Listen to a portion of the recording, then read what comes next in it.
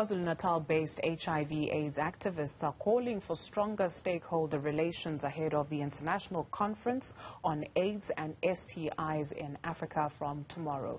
The province will welcome delegates from around the continent at this conference. Newzroom Afrika reporter Nkosikhona Duma visited a local clinic ahead of this event. Tomorrow he joins us live now. And Nkosikhona, HIV remains one of the biggest health challenges of our time. What are activists telling you there? Well, good afternoon, Juju. So the sentiment that we're getting here from Umlazi U section, this is a clinic, of course, that, is among those that are servicing a high number of HIV and AIDS clients. And their activists here are saying that there needs to be a greater coordination at a community level.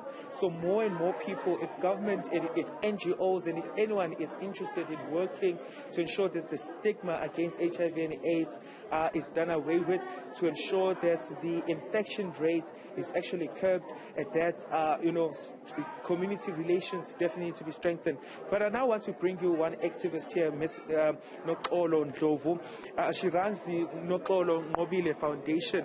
Nokolo, you are absolutely saying that you're one of those calling for strengthened community relations. But what do you think are the other solutions, of course, to curbing the spread of HIV and AIDS?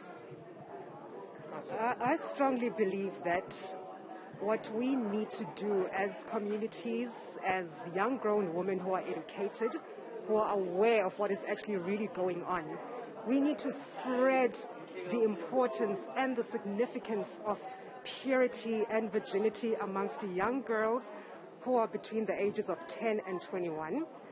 We need to look at the importance of prevention, because yes, we understand the cure, we know about taking treatment, we know about what happens after you get the HIV virus, but we need to look at the importance of prevention.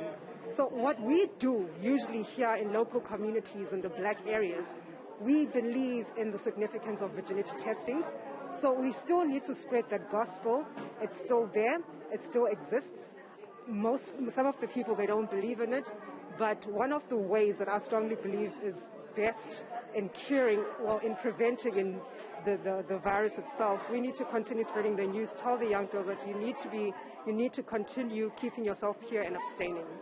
Mobile, how do you think then we should also support those who are already those who are already sexually active, but also some of those who have been impacted and in fact infected by HIV through, of course, one of the issues that South Africa is battling with, rape as well. So how can we better at a community level, in communities like these ones, Umlazi, make sure that those who are infected and affected by HIV and AIDS also do not feel that they are alone and that we stigmatize against them, and even those who are just sexually active as well?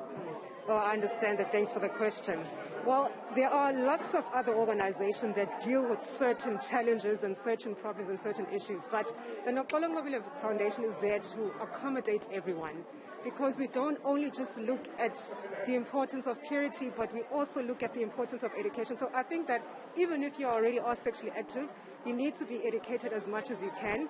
You need to get information. You need to read as much as you possibly can, because you can still live a healthy, holistic life even if you're sexually active. So for those who are already sexually active, you can just be active in a... You need to be responsible during the sexual intercourse. And for those who are raped, there are programs for them to heal them mentally, spiritually, in order for them to feel like they are still accommodated in societies and in organizations, etc. Well, Ms. Nkosikhona, thank you very much for your time. I think we'll end it here for now. Well, there you have it. Nkosikhona is, of course, one of the activists here in Umlazi.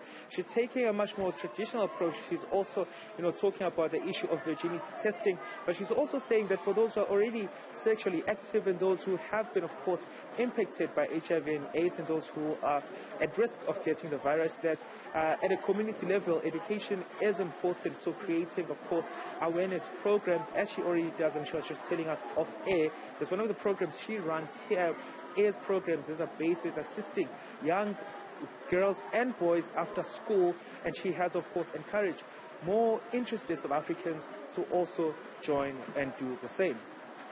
In terms of tomorrow's program, what to expect, Nkosikhona? Well, we expect that delegates from all over Africa will be descending in eThekwini. The South African National AIDS Council is, of course, the organization that's spearheading this international AIDS and STIs conference in Africa. So delegates from the rest of the continent are expected to participate. Of course, due to the Omicron variant that has emerged, the organizers have said that they expect just about 750 delegates, although this is a continental conference. You saw that we recently had the Intra-Africa Trade Fair. That was obviously on a much more bigger scale.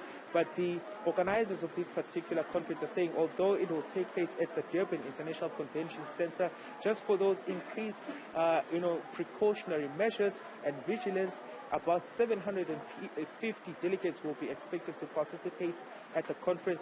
The aim, of course, is to share information about HIV and AIDS treatment as well as the treatment of other STIs. The conference promises, of course, to also deliberate on the impact of COVID-19 in the treatment of sexually transmitted diseases.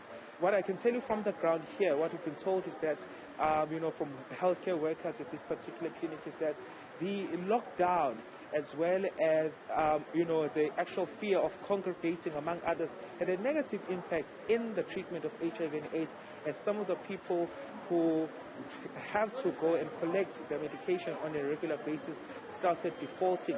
And the message here, of course, is that people must get, of course, vaccinated for COVID-19, but must also not default in the treatment of other pressing, illnesses such as HIV and AIDS, as well as other sexually transmitted diseases. Nkosikhona Duma, coming to us live from Umlazi in KwaZulu-Natal. Thank you.